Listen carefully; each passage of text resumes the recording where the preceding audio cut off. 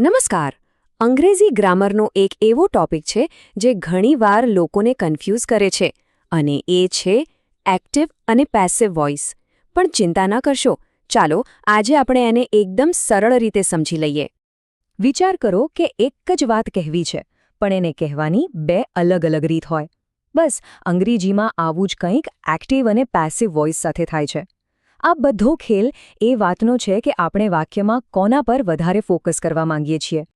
તો સવાલ એ થાય કે આ બધું સમજવું જરૂરી કેમ છે? કારણ કે જો આ કોન્સેપ્ટ ક્લિયર થઈ જાય ને, તો અંગ્રેજી વાક્યરચના પર પકડ મજબૂત થઈ જાય છે. વાક્યનો હીરો કોને બનાવવો છે? જે કામ કરે છે એને, કે જેના પર કામ થઈ રહ્યું છે એને? આ નિર્ણય લેવામાં આ જ્ઞાન બહુ જ કામ લાગે છે. જુઓ, એક્ટિવ વોઇસમાં એટલે કે આપણા કર્તરી વાક્યમાં આખો ફોકસ કર્તા પર હોય છે, જે કામ કરે છે એના પર. જેમ કે રાહુલ ક્રિકેટ રમે છે. અહીંયા હીરો કોણ? રાહુલ. પણ જેવું વાક્ય પેસિવ વોઇસમાં જાય એટલે કે કર્મણી વાક્યમાં, આખો ફોકસ ફરી જાય છે કર્મ પર. ક્રિકેટ રાહુલ દ્વારા રમાય છે. હવે હીરો કોણ બની ગયું? ક્રિકેટ. વાત એ જ છે, પણ ફોકસ બદલાઈ ગયો.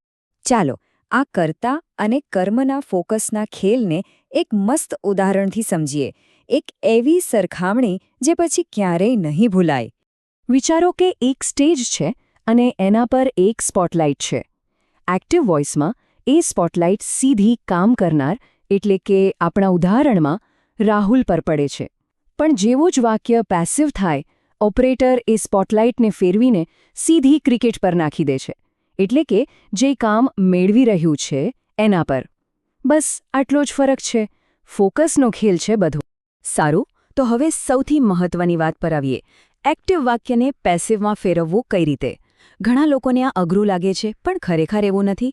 ચાલો આના 5 એકદમ સિમ્પલ નિયમો જોઈએ. આ 5 સ્ટેપ્સની એક રેસિપી જેવું છે. પહેલું, કર્મને ઉઠાવીને વાક્યની શરૂઆતમાં મૂકી દો. એ આપણો નવો કર્તા બનશે. બીજું, વાક્યના કાળ પ્રમાણે યોગ્ય હેલ્પિંગ વર્બ એટલે કે એમ, ઇઝ, આર, વોઝ, વર જેવું કંઈક મૂકો. ત્રીજું, અને આ સૌથી મહત્વનું છે, મુખ્ય ક્રિયાપદનું હંમેશા V3 એટલે કે પાસ્ટ પાર્ટિસિપલ ફોર્મ જ વાપરવાનું.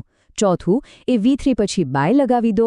અને છેલ્લે પાંચમું, જે મૂળ કર્તા હતો એને વાક્યના છેડે મૂકી દો. બસ થઈ ગયું. હા, પેલા પાંચમા નિયમમાં એક નાનકડી વાત ધ્યાનમાં રાખવાની છે. જો આપણો મૂળ કર્તા આઈ, વી, હી, શી જેવો કોઈ પ્રોનાઉન એટલે કે સર્વનામ હોય, તો એ જ્યારે વાક્યના અંતમાં જાય ને, ત્યારે એનું રૂપ બદલાઈ જાય છે. જેમ કે આઈનું બાય મી થઈ જાય, હીનું બાય હિમ થઈ જાય અને શીનું બાય હર થઈ જાય. ચાલો હવે આપણે સૌથી અગત્યના ભાગ તરફ જઈએ. અલગ અલગ ટેન્સ એટલે કે કાળમાં પેસિવ વોઇસની વાક્યરચના કેવી રીતે બને છે. આ થોડું ટેકનિકલ લાગી શકે છે, પણ આપણે એને પણ એકદમ સહેલું બનાવી દઈશું. શરૂઆત કરીએ સૌથી સહેલા કાળથી, સિમ્પલ ટેન્સીસ એટલે કે સાદો વર્તમાનકાળ, સાદો ભૂતકાળ અને સાદો ભવિષ્યકાળ. સાદા વર્તમાનકાળમાં નિયમ છે એમ, ઇઝ કે આર સાથે ક્રિયાપદનું V3 ફોર્મ. તો શી રાઇટ્સ અ લેટરનું પેસિવ શું થશે? A letter is written by her. અહીં લેટર સાથે ઇઝ આવ્યું અને રાઇટનું રિટન થઈ ગયું. એવી જ રીતે સાદા ભૂતકાળમાં નિયમ છે વોઝ કે વર સાથે V3. તો શી રોટ અ લેટર નું બની જશે a letter was written by her. જો ઇઝની જગ્યાએ ખાલી વોઝ આવી ગયું. અને સાદા ભવિષ્યકાળમાં તો એનાથી પણ સહેલું છે. નિયમ છે વિલ બી સાથે V3. તો શી વિલ રાઇટ અ લેટરનું પેસિવ થશે a letter will be written by her. એકદમ સીધું અને સરળ. ચાલો હવે આગળ વધીએ કન્ટિન્યુઅસ ટેન્સીસ એટલે કે ચાલુ કાળ તરફ. અહીં એક વાત ખાસ યાદ રાખજો કે ફ્યુચર કન્ટિન્યુઅસ ટેન્સ એટલે કે ચાલુ ભવિષ્યકાળનું પેસિવ રૂપ સામાન્ય રીતે નથી બનતું. ચાલુ વર્તમાનકાળમાં સાદા નિયમની વચ્ચે એક નવો શબ્દ આવે છે અને એ છે બીંગ. આ બીંગ બતાવે છે કે ક્રિયા હજી પણ ચાલુ છે. તો એમ, ઇઝ, આર અને V3ની વચ્ચે બીંગ લાગશે. એટલે શી ઇઝ રાઇટિંગ અ લેટરનું થશે a letter is being written by her. બિલકુલ એ જ લોજિક ચાલુ ભૂતકાળમાં પણ લાગે છે. અહીં વોઝ વર અને V3ની વચ્ચે બીંગ મુકાશે. તો she was writing a letter નું બની જશે a letter was being written by her. અને હવે આપણે આવી ગયા છીએ છેલ્લા પ્રકારના કાળ પર, પરફેક્ટ ટેન્સીસ એટલે કે પૂર્ણકાળ. ચાલો જોઈએ કે આમાં શું ફેરફાર થાય છે. પૂર્ણ વર્તમાન કાળમાં બીંગની જગ્યાએ એક નવો શબ્દ આવે છે, બીન. આ બીન બતાવે છે કે ક્રિયા પૂરી થઈ ચૂકી છે. તો હેવ, હેઝ અને V3ની વચ્ચે બીન લાગશે. માટે શી હેઝ રિટન અ લેટરનું પેસિવ થશે a letter has been written by her. પૂર્ણ ભૂતકાળમાં તો એનાથી પણ સહેલું છે. અહીં હેડ અને V3ની વચ્ચે બસ બીન લગાવી દેવાનું.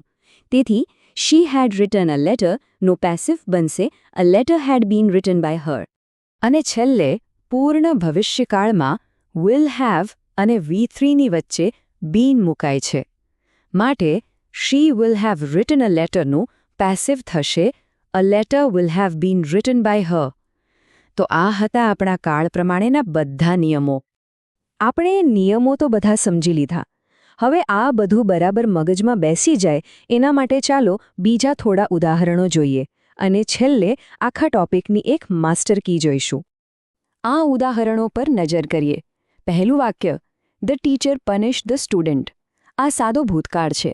એનું પેસિવ થયું the student was punished by the teacher. બીજું વાક્ય, I am eating an apple. આ ચાલુ વર્તમાનકાળ છે. એનું પેસિવ થયું an apple is being eaten by me. આપણે જે નિયમો શીખ્યા એ જ અહીંયા લાગુ પડ્યા છે. અહીં એક ખાસ અને બહુ જ રસપ્રદ વાત છે. જ્યારે કામ કોણે કર્યું એ ખબર જ ન હોય અથવા એ મહત્વનું ન હોય, જેમ કે સમવન કે પીપલ, ત્યારે પેસિવ વાક્યમાં તેને લખવાની જરૂર નથી. જેમ કે સમવન હેઝ સ્ટોલન માય પેનનું passive my pen has been stolen જ થાય છે. બાય સમવન લખવાથી વાક્ય થોડું અજીબ લાગે છે. તો આખા વિષયનું સાર શું છે? આ એક લાઇન યાદ રાખી લો. આ માસ્ટર કી છે. કોઈપણ પેસિવ વોઇસના વાક્યમાં બે વસ્તુઓ તો હશે જ. હશે અને હશે જ. પહેલું, ટુ બી ક્રિયાપદનું કોઈને કોઈ રૂપ અને બીજું મુખ્ય ક્રિયાપદનું ત્રીજું રૂપ એટલે કે V3. જો આ બંનેનું કોમ્બિનેશન દેખાય તો સમજી લેવાનું કે વાક્ય પેસિવ જ છે. આશા છે કે આ સમજૂતી પછી એક્ટિવ પેસિવ વોઇસનો ડર થોડો ઓછો થયો હશે અને વાક્યોને બદલવાનો આત્મવિશ્વાસ વધ્યો હશે. હવે જરૂર છે માત્ર થોડી પ્રેક્ટિસની. જેમ જેમ પ્રેક્ટિસ કરતા જશો તેમ તેમ આ વિષય પર માસ્ટરી આવતી જશે.